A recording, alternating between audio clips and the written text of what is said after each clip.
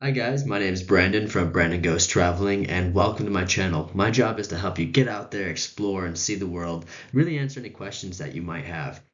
And in this video, we're going to be talking about two of my favorite places in all of Switzerland, and that is Murren and Schilthorn.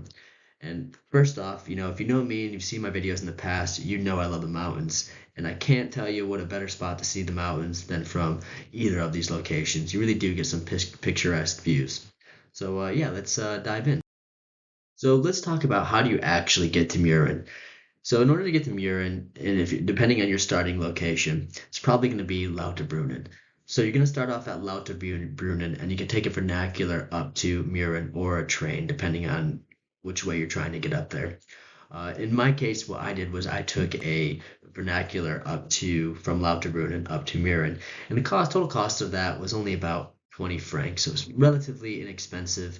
It wasn't the most expensive vernacular that I've taken, especially when we consider Switzerland, just being an expensive country altogether. But nonetheless, it was only about a 15-20 minute ride, wasn't too long, and it pops you out into the main city of Murren. So it gives you some opportunity to walk around and to get some nice photos. Now you can actually hike up to Murren if you want to, and that was the original plan. So when I originally got to Lauterbrunnen, I thought, okay, hey, let's hike up to Murren. It won't be that far. We can make it.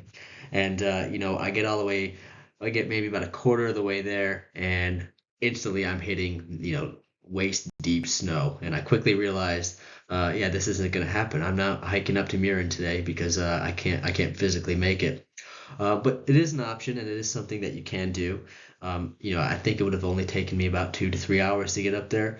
At this point in time, I'd only been hiking for an hour, but nonetheless, I think you should still hike up there, or at least hike up a little bit, because you do get some really nice photos, especially photos kind of facing Wengen, another area that I think you should visit if you're in these surrounding locations. So again, yeah, this photo was taken just on that hike up to Murren, or that attempted hike up to Murren. And you could tell I was the only one up there. You see some foot tracks off to the left there, and those were mine, and those were the only foot tracks on that path. So it was really nice, and it was nice being in that area. So I do recommend maybe just maybe don't hike up too far, but have that opportunity to walk up there and really get those views, because I think personally that I was able to get some of the best photos that I got in Switzerland on this hike. But nonetheless, they were all still picturesque, and you still can get photos if you don't are good photos if you don't do this hike. So this photo right here was taken at the top of Schilthorn. So in order to get to Schilthorn from Murren, you have to take a vernacular up. You can hike up if you want, however, that's going to take you a long time. I mean, it's 10,000 feet up, and it will take you 6 hours, and you can't do it during the winter time without proper equipment. So if you do want to hike up there, just keep that in mind, and definitely be sure to bring your gear. But nonetheless, you can take a vernacular up. And now the vernacular up was pretty expensive. It was 100 franc to go from Murren up, and that also included your way down. So just be prepared that you are going to spend a decent amount of money just to get to this location. But either way, and nonetheless, I mean, you do get some nice views, and I do think you get your money's worth. I mean, just look at this; it's 10,000 feet up in the air, roughly, and you just can't beat it. So again, yeah, just another photo taken from the right there. Another opportunity to get some, good picturesque views. And again, one thing I will say too is make sure you bring, some hat and gloves. And it might sound like common sense, but I did see some people up there who didn't bring hats and gloves, and they were freezing. And I mean, I was freezing when fully, wearing full winter gear there. But if you do forget to bring hats and gloves, you can buy them at the store there, but be aware that it is very expensive to buy, just a basic, knit hat. I was looking at buying another one, and it was going to be 90 franc just for a hat. So just keep that in mind if you do decide to go here. And one other cool thing I'll say about this place is this is actually where one of the James Bond movies was filmed, or just part of it.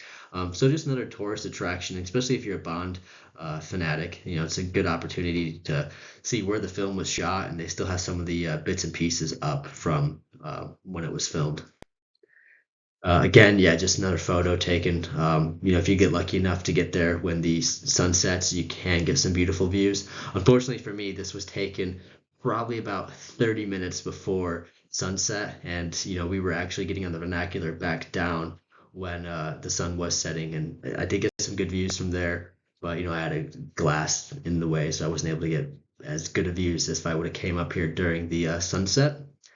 And yeah, I'll just leave it at that. And just one quick video, really, of what it looked like up there. And I do apologize if it's shaking or windy, but I was freezing when I was taking this video.